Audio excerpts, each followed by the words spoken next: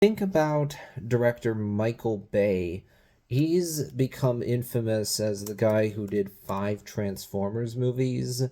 He's become known as the Bean Bane Boom director, the explosions and spectacle director is another way to phrase it. He's known for making these big budget blockbuster spectacle movies of a ton of action, blowing things up, explosions, spectacle, and so that means he uses special effects a lot.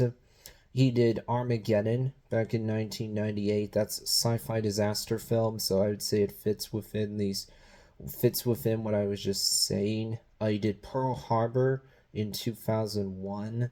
Then he of course did five Transformers movies, and then he did Ambulance in 2022. That's a heist action thriller that's about an ambulance being hijacked after a bank robbery, a paramedic and police officer are taken hostage. So I haven't seen this one. It doesn't feel to me like there's a ton of explosions in here. It feels pretty different from the Transformers movies.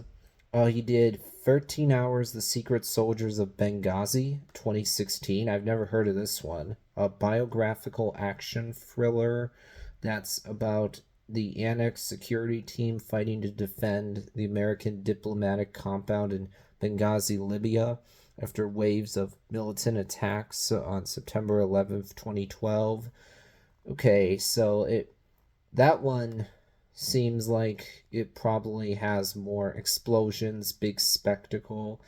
He did The Rock back in 1996. That's an action thriller.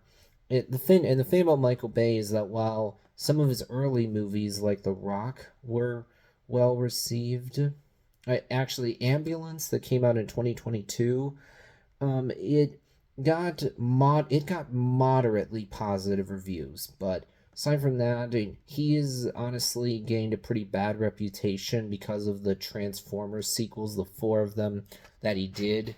As they went on, while they were still making money, until you got to the fifth Transformers film, which didn't make as much money, but even when the movies were doing well commercially, they were not doing well critically. People got more and more tired of those movies as they went on. The novelty wore off more and more. The movies overstayed their welcome. You look back at the first Transformers film from 2007, and it's not that the reviews were fantastic. No, they weren't. They were kind of lukewarm, but not terrible. People were like, okay, I mean, the movie's not that good. It's not great, but it's fine. It's good enough. There's enough novelty here for it to be enjoyable.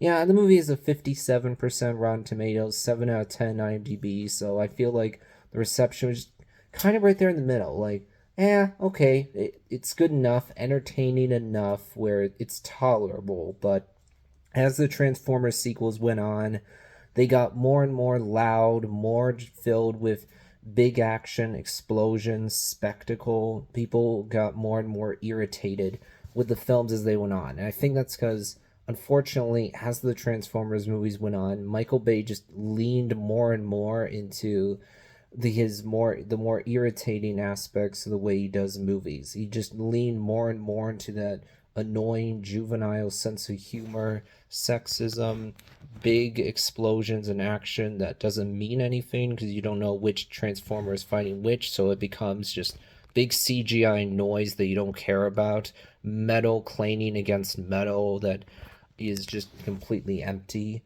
So overall, Michael Bay isn't a director that a lot of people really like for the most part. He's known as the explosions, the hot women and explosions guy who does a lot of big spectacle, and that hasn't been received too positively by a lot of people.